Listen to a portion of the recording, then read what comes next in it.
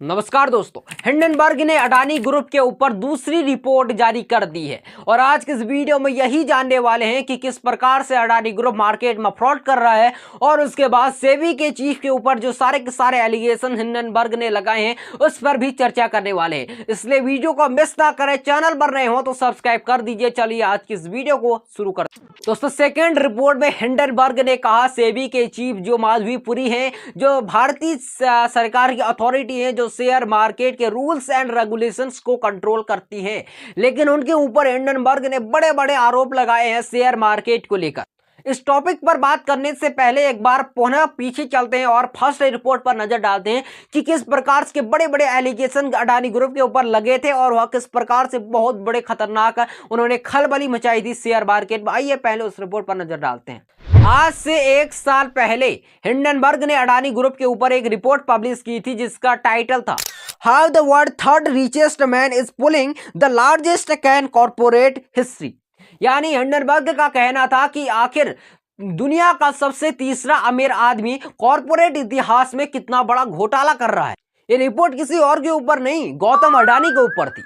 Report publish होते ही stock market में खलबली मचने लगी। अचानक से अडानी ग्रुप के जो शेयर्स थे वो आधे तक रह गए थे और यानी एक रात के अंदर ही 4 लाख का नुकसान हो चुका था।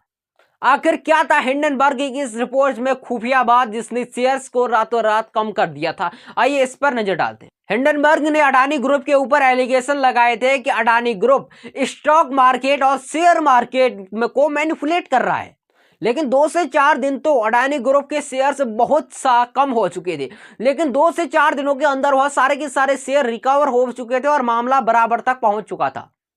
तब उसके बाद हिंडनबर्ग का कहना था कि जब तक बीजेपी की सरकार अभी वर्तमान में है तब तक अडानी ग्रुप के शेयर्स कम नहीं होंगे चाहे कुछ भी हो जाए, लेकिन अगर जब किसी भी समय यह सरकार यानी बीजेपी सरकार अपोजिशन में आती है तो अडानी ग्रुप के शेयर अचानक ही खुद ब खुद कम होने लग जाएंगे। इसका सबसे मेन रीजन उन्होंने दिया कि खुद जो भारतीय सरकार है उनकी बड़ी बड़ी कंपनियां हैं जैसे LIC और SBI, ये बड़े बड़े जो कंपनियां हैं यह खुद अडानी ग्रुप के ऊपर बहुत बड़ा इन्वेस्ट कर रहे हैं। और यानी यह रिपोर्ट में उन्होंने बताया है कि अडानी ग्रुप के ऊपर LIC और SBI ने 40-40 करोड़ तक का इन्वेस्ट किया है। इसलिए क्लियर है अगर भारतीय सरकार की खुद कंपनियां अडानी ग्रुप के ऊपर भरोसा जता रही है तो लोगों को भी और ज्यादा वहां पर भरोसा देखने को मिलता है, इसलिए लोग वहां पर ज्यादा से ज्यादा अपना इन्वेस्टमेंट करते हैं और अडानी ग्रुप के जो शेयर्स बढ़ते रह रहे हैं। अब आइए चलते सेकेंड रिपोर्ट की। और हिंडनबर्ग ने सेकेंड रिपोर्ट में लिखा था कि भैया जो अडानी ग्रुप है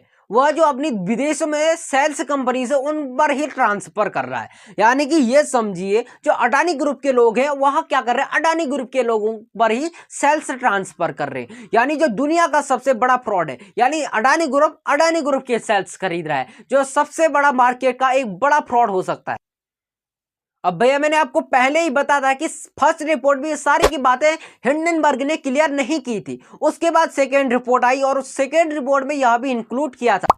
हिंडनबर्ग ने अपनी सेकेंड रिपोर्ट में यह भी इंक्लूड किया था कि जो सेबी की चीफ है माधवीपुरी और उन्होंने तक खुद अडानी ग्रुप के जो सेल्स है उनको खरीदा है। तो भैया जब भारतीय सरकार की जो सरकारी कंपनियां हैं वह खुद उनमें करोड़ों रुपए का इन्वेस्ट कर रही हैं और जो सेबी की चीफ है जो भैया शेयर मार्केट के रूल्स एंड रेगुलेशंस को कंट्रोल करती हैं उन्होंने खुद अडानी ग्रुप के जो सेल्स हैं उनको खरीदा है, तो ये मार्केट का सबसे बड़ा फ्रॉड हो सकता है।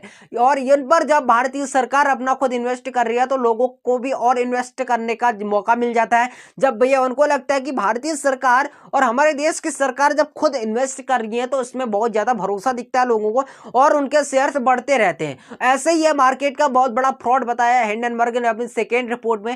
अगर सेबी की चीफ के ऊपर लगे हैं सेकेंड रिपोर्ट में आरोप अगर सही निकलते हैं और इन पर पूरी पूरी इन्वेस्टिगेशन सही निकलती है तो भैया ये दुनिया का अभी तक का सबसे बड़ा फ्रॉड हो सकता है।